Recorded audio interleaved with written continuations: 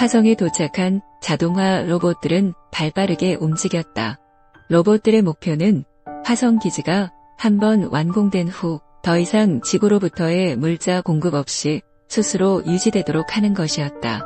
지구로부터 계속 지원을 받는다면 그것은 비용적 측면에서 교통사고나 다름없었기 때문이다. 기초적 자급자족 시스템을 구축하기 위해 로봇들은 전기를 생산하는 대규모 태양광 발전소를 지었고 산소를 생산하는 화학 공장을 만들었으며 대기 중 이산화탄소를 활용해 식물을 재배할 수 있는 초대형 온실도 건설했다. 화성의 모래가 붉은색을 띠는 이유는 산화 철압량이 높기 때문인데 로봇들은 흙에서 강철을 추출한 후 지구에서 가져온 거대 3D 프린터를 이용해 건축 자재를 스스로 만들었다. 일만 내에 로봇이 잠도 자지 않고 쉬는 날도 없이 하루 24시간 30분 동안을 작업하니 화성 테라포밍 프로젝트는 예정대로 착착 진행되었고 테일러 박사는 로봇에 장착된 카메라를 통해 이를 꼼꼼히 지켜보고 있었다. 그리고 필요한 경우 인공위성 통신 장비를 이용해 새로운 임무를 로봇들에게 하달했다. 척박한 사막으로 덮여있던 화성의 지표면은 로봇들의 헌신으로 고층 건물과 주택이 지어졌고 도로와 이주민을 위한 편의시설이 완비된 현대식 도시로 신압으로 변모해갔다.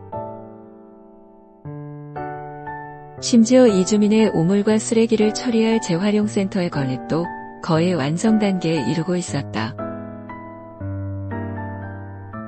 마지막 한 모금의 커피를 목에 털어넣은 후 테일러 박사는 에어컨 바람이 시원하게 나오는 자신의 집무실을 벗어나 프로젝트의 모든 것을 관리 감독하는 화성 통제실로 이동했다.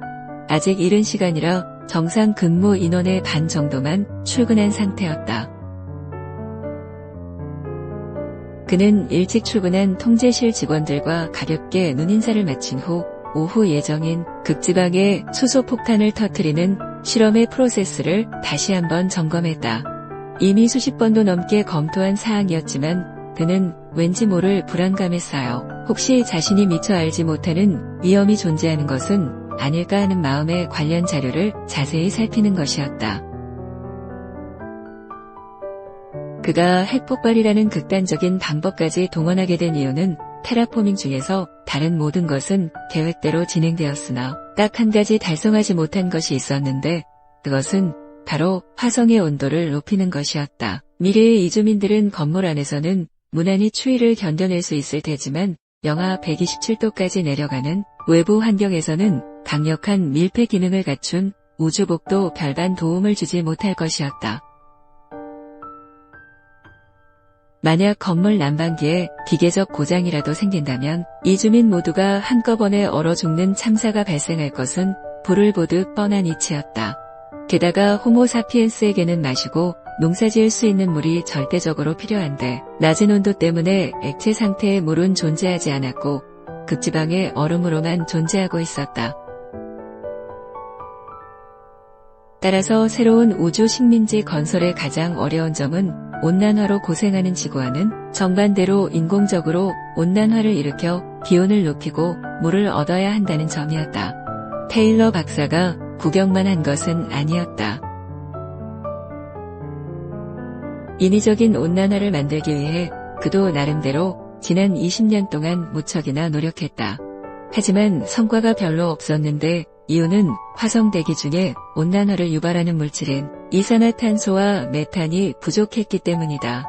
그는 부족한 온실가스를 보충하기 위해 화성 근처를 지나가는 혜성이나 소행성의 경로를 수정해 대기로 진입시켜 이산화탄소를 방출하는 방법도 써봤고 이산화탄소가 녹아있는 극지방의 얼음을 녹이기 위해 초대형 거울을 장착한 인공위성을 띄워서 태양빛을 반사해서 녹이는 방법도 시도했으며 심지어는 토성의 위성 타이탄으로부터 이산화탄소 대비 온실가스 효율이 10배 높은 다량의 메탄을 추출해 가져오는 방법까지 시도해보았다.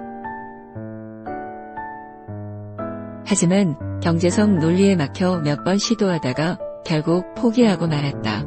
이제 그에게 남은 마지막 대안은 수소폭탄이 터질 때 발생하는 엄청난 열에너지를 활용해서 극지방에 얼음을 녹아내리게 하는 것이었다. 얼음이 녹아내리면 그 안에 저장되어 있던 다량의 온실가스 유발 물질이 분출될 것이고, 따라서 화성의 기온은 빠르게 올라갈 뿐 아니라 방대한 양의 물까지 덤으로 얻을 수 있는 위험을 감수해 볼 만한 보상이 두둑한 도박이었다.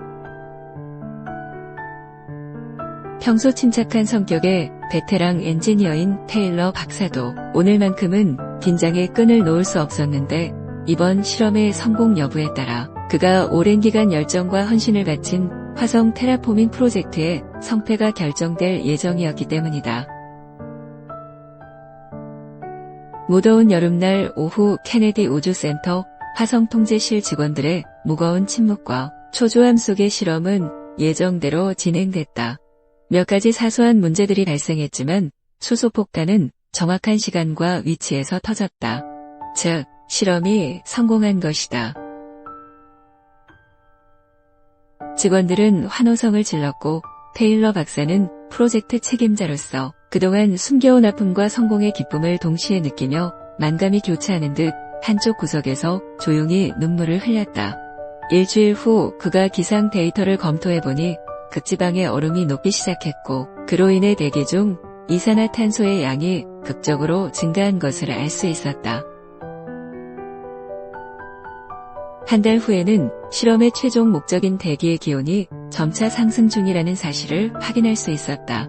심지어 적도 부근에서는 추위에 강한 이끼 종류인 지휘류가 발견되었다.